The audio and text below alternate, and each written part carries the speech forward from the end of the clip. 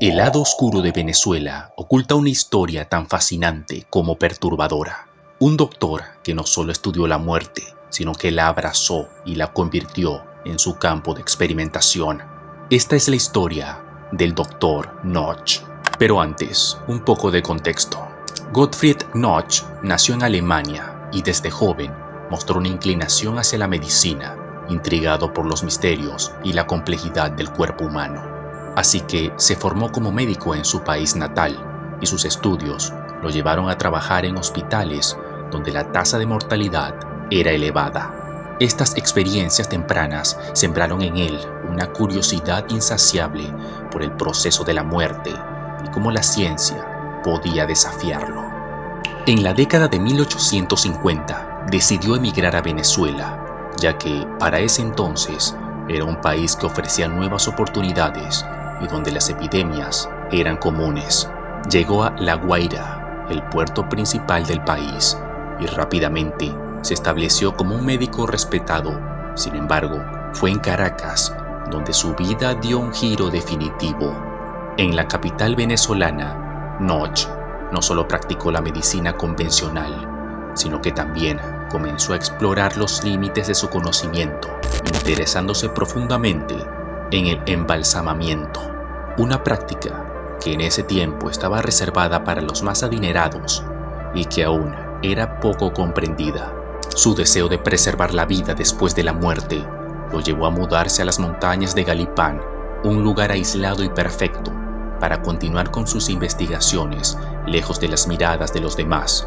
Allí construyó su laboratorio y hogar, rodeado de la naturaleza y el silencio. Era un ambiente que le permitió enfocarse en su trabajo sin interrupciones. Ese aislamiento que tenía lo sumergió en una obsesión por entender la muerte y en cómo la ciencia podía controlarla. En la constante fascinación por la preservación del cuerpo humano, lo hizo ir más allá de lo convencional. En lugar de simplemente conservar los cadáveres, él quería ir más lejos. Quería perfeccionar un método que mantuviera los cuerpos tan intactos como fuera posible, como si la muerte no hubiera tocado sus rostros.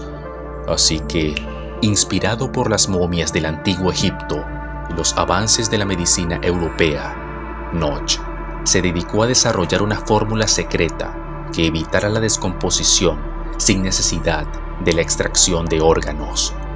Su motivación no era solo científica, había un profundo deseo de desafiar las leyes naturales y, en cierta medida, jugar a ser Dios. Este deseo lo llevó a experimentar con cuerpos, empezando con aquellos de familiares y amigos, y eventualmente con cualquier cadáver que llegara a sus manos, perfeccionando cada vez más su técnica. A medida que sus experimentos progresaban, se fue retirando aún más del mundo exterior, sumergiéndose en su trabajo con una intensidad casi fanática. Para él, cada cuerpo preservado era una victoria contra la muerte, un paso más hacia la inmortalidad. Sin embargo, con cada éxito, también se iba forjando una leyenda oscura, ya que su obsesión comenzó a levantar sospechas entre los pocos que conocían la verdadera naturaleza de sus estudios. La línea entre la ciencia y lo macabro se volvía cada vez más difusa, y el nombre del Dr. Notch comenzaba a estar rodeado de un halo de misterio y terror. De manera sorprendente, la fórmula que había desarrollado conservaba los cuerpos de una manera inquietantemente perfecta. Parecía imbuirlos con una presencia casi tangible, pero lo más escalofriante de todo era que no solo preservaba los cuerpos de sus pacientes y extraños, sino que también embalsamó a sus propios familiares, incluyendo a su esposa y su hija. Las figuras de estos seres queridos permanecían en su hogar, sentadas en sillas, como si todavía formaran parte de la vida cotidiana. Esa idea de que el doctor viviera rodeado por las momias de sus seres más cercanos fue lo que consolidó su reputación como un hombre de ciencia, cuyo genio había cruzado una línea peligrosa y macabra. La culminación de su trabajo y lo que lo convirtió en una leyenda sombría en Venezuela fue la creación de un mausoleo privado en las montañas, donde descansaban las momias de aquellos a quienes había tratado. Este mausoleo, conocido como la Casa de las Momias, se convirtió en un lugar envuelto en un aura de misterio y temor.